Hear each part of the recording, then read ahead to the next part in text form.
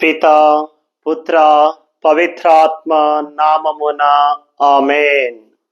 ఈనాటి దేవుని మాట, ఈనాటి సువిశేష వాక్యములు ప్రభువు పలుకుతున్నటువంటి ఒక చక్కనైనటువంటి మాటను ధ్యానము చేసుకుందాం. మత్తయి శుభవార్త 6వ అధ్యాయము 9వ వచనములో ప్రభు ఒక మాట అంటూ ఉన్నారు. పరలోకమందున్న మా తండ్రి, మీ నామము పవిత్రపరచబడునుగాక, మీ రాజ్యము వచ్చునుగాక, మీ చిత్తము పరలోకమందు నెరవేరినట్లు భూలోకమందును నెరవేరునుగాక. ఇది ప్రభువు పలుకుతున్నటువంటి నేటి మాట. ఈ మాట పలకడానికి ముందు యేసు ప్రభువు ఇంకొక మాట అంటూ ఉన్నాడు. మీరు ప్రార్థించునప్పుడు ఇటులా ప్రార్థించండి. దేవుని నమ్మినటువంటి బిడ్డలారా, ఈ యొక్క ప్రార్థన గురించి మనము చెప్పుకోవాలంటే చాలా వాక్యాలు చాలా గొప్పగా చెప్పుకోవచ్చు. కానీ ఈ రోజున ఈ యొక్క ప్రార్థన గురించి మనం 3 ముఖ్య విషయాలు నేర్చుకుందాం. మొదటిగా మనము నేర్చుకోవలసింది, గుర్తు పెట్టుకోవలసింది ఏంటయ్యా అంటే, ఈ మాటలు పలికినది స్వయముగా క్రీస్తు ప్రభువు. అంటే ఈ ప్రార్థనను మనకు ఇచ్చింది స్వయముగా ప్రభువు. అంటే ఈ పరలోకపు ప్రార్థన పరలోకము నుండి వచ్చినటువంటి ప్రభువు ఇచ్చినటువంటి ప్రార్థన అని మనము గుర్తు పెట్టుకోవాలి. ఇది భూలోకములో మనుషులు నేర్పించిన ప్రార్థన కాదు, మనుషులు రచించిన ప్రార్థన కాదు, మనుషులు నేర్పించిన ప్రార్థన కాదండి. స్వయముగా భగవత్ స్వరూపుడైనటువంటి భగవంతుడైనటువంటి యేసయ్య నేర్పినటువంటి ప్రార్థన. అందుకే ఈ ప్రార్థనను పరలోక ప్రార్థన అంటారు. పరలోకము నుండి వచ్చినటువంటి దైవ కుమారుడైన యేసయ్య నేర్పినటువంటి ప్రార్థన కనుక ఈ ప్రార్థన పరలోక ప్రార్థన, అత్యంత ముఖ్యమైనటువంటి ప్రార్థన. క్రైస్తవ బిడ్డలకు అత్యంత సన్నిహితమైనటువంటి ప్రార్థన అండి. మీరు ప్రార్థించినప్పుడు ఇలా ప్రార్థించండి అని చెప్పి ప్రభువు నేర్పిస్తున్నారంటే, ఒకటి మనల్ని ప్రార్థించమంటున్నారు. ప్రార్థించేటప్పుడు ఇలా ప్రార్థించండి అంటూ పరలోక ప్రార్థనను మనకి ఇచ్చారండి. కాబట్టి మనందరం ఈ పరలోక ప్రార్థనను నిత్యము ప్రార్థించాలి. ప్రభువు నేర్పినటువంటి ప్రార్థన కనుక ఈ ప్రార్థనను చాలా పవిత్రముగా మనము ప్రార్థించాలి. రెండవది, ఈ యొక్క పరలోక ప్రార్థన గురించి మనము ఒక్కసారి ధ్యానము చేస్తే, నేనంటున్నా ఈ పరలోక ప్రార్థన ఒక చరిత్ర. It has created an history. Yes, it's a history. ఎందుకంటే భూలోకములో కొన్ని వందల కోట్ల చేత, అనేక మంది ప్రజల చేత, ఎక్కువ మంది ప్రజల చేత చెప్పబడేటటువంటి ప్రార్థనేనైనా ఉంటే అది ఈ పరలోక ప్రార్థనేనండి. భూలోకములో ఉన్నటువంటి ఒక కథోలిక సంఘస్థులే కాకుండా క్రీస్తు ప్రభుని అనుసరిస్తున్నటువంటి వారు, క్రీస్తు ప్రభుని తెలుసుకున్నటువంటి వారు, అనేక సంఘాల వారు కూడా ఈ ప్రార్థనను నిత్యము జపిస్తూ ఉంటారు. అందుకే నేనంటున్నా, భూలోకములో భూమిపై జీవిస్తున్నటువంటి అనేక మంది ప్రజలలో ఎక్కువ మంది చేత చెప్పబడేటటువంటి ప్రార్థన ఏదైనా ఉంటే అది పరలోక ప్రార్థన. అందుకే ఇది అతి పవిత్రమైనది, క్రైస్తవులకు అతి ముఖ్యమైనదిగా మనము గుర్తెరగాలి. చాలా గొప్ప ప్రార్థన అని మనము తెలుసుకొని నిత్యము ఈ ప్రార్థనను మనము మర్చిపోకుండా చేయాలి.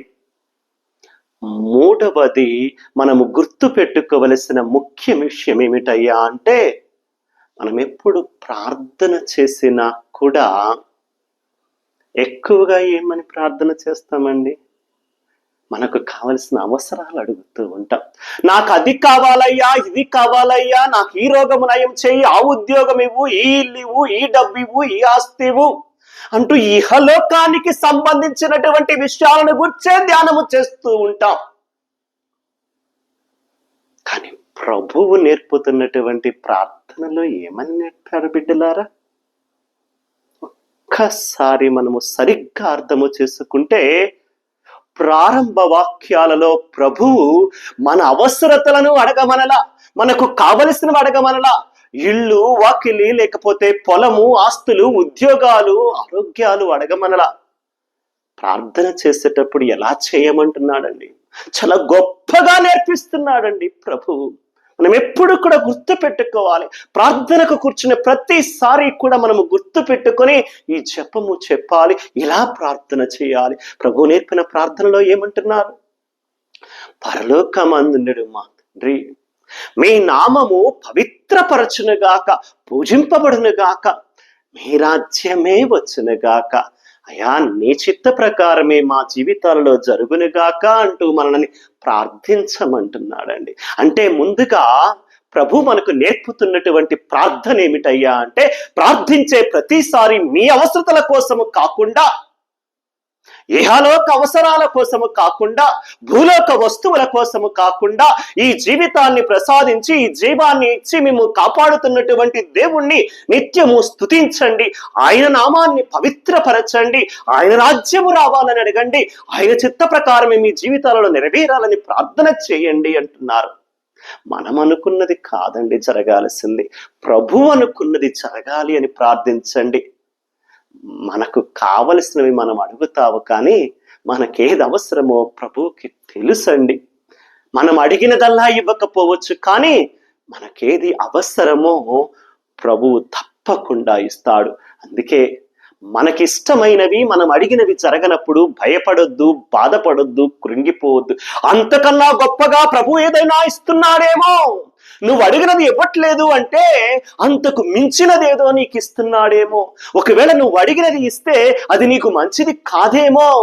నీకేది మంచిదో ప్రభువుకి తెలుసు కనుక నీకేది మంచిదో, ఏది అవసరమో, ఏది నీకు ఉపయోగపడుతుందో ప్రభువు అది ఇస్తాడు.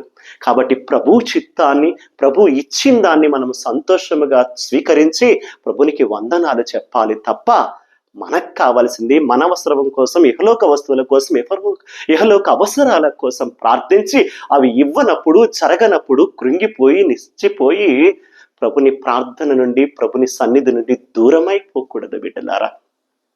కాబట్టి ఈరోజున ప్రత్యేకముగా పరలోక ప్రార్థనను ధ్యానము చేస్తున్న మనం గుర్తు పెట్టుకోండి, క్రైస్తవ బిడ్డలుగా మనమందరము కూడా తెలుసుకోవలసింది, భూలోకములో నెరవేరవలసింది, నీ జీవితములో నెరవేరవలసింది నీ ఇష్టము కాదు, నీ చిత్తము కాదు, నీకు కావలసినది కాదు, ప్రభుని చిత్తము మన జీవితాలలో జరగాలని ప్రార్థిద్దాం. ఆయన నామమే పూజించబడాలని, ఆయన రాజ్యమే భూమిలో నెరవేరాలని ప్రార్థన చేస్తూ ఈనాటి యొక్క వాక్యాన్ని మనకు అందించినటువంటి ప్రభునికి స్తోత్రములు, వందనాలు తెలుపుతూ కళ్ళు మూసుకుని చిన్న ప్రార్థన చేసుకుందాం. పరిశుద్ధుడు, ప్రేమామయుడైనటువంటి యేసు ప్రభువా, నీకే స్తుతులు, స్తోత్రములు, వందనాలయ్యా. అయ్యా, నిత్యము కాచి కాపాడుతున్నటువంటి దేవ, మేము ఎలా ప్రార్థించాలో మాకు గొప్పగా నేర్పించినందుకు అయ్యా, భూలోకానికి సంబంధించిన ప్రార్థన కాకుండా పరలోకానికి సంబంధించినటువంటి ప్రార్థనను మాకు నేర్పించినందుకు యేసయ్యా నీకు వందనాలు తండ్రి, స్తుతులయ్యా, స్తోత్రములు అయ్యా. నీ నామమే పవిత్రపరచబడాలా, దేవుని రాజ్యమే భూలోకములో రావాలయ్యా.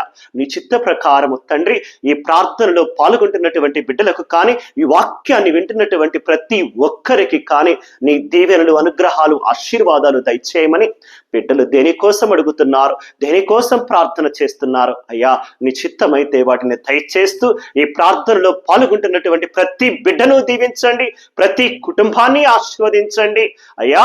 ఈ యొక్క వాక్యాన్ని వింటున్నటువంటి అనేక మంది ఈ యొక్క వాక్యాన్ని వారితోనే ఉంచుకోకుండా ఈ యొక్క వీడియోను, ఈ యొక్క వాక్యాన్ని వారికి తెలిసినటువంటి వాళ్ళందరితో కూడా పంచుకుంటూ అనేక మందికి నీ యొక్క వాక్యాన్ని అందించేటటువంటి మంచి మనస్సును దయచేయమని, నేను చేస్తున్నటువంటి ఈ యొక్క వాక్య పరిచర్య అనే కార్యములో అనేక మంది భాగస్థులవుతూ ఇంకా అనేక మంది ఈ వాక్యాన్ని అందుకొని అనేక మంది వీడియో ద్వారా నీ యొక్క దీవెనలు, ఆశీర్వాదాలు, వాక్యాన్ని పొందుకునేలాగున అనుగ్రహించమని ప్రార్థన చేసుకుంటున్న ప్రతి బిడ్డను, ప్రతి కుటుంబాన్ని ఆశీర్వదించి దీవించమని యేసు ప్రభుని పరిశుద్ధ నామమున అడిగి వేడుకొనుచున్నాము తండ్రి. ఆమేన్. పితా, పుత్ర, పవిత్రాత్మ నామమున ఆమేన్. God bless you all.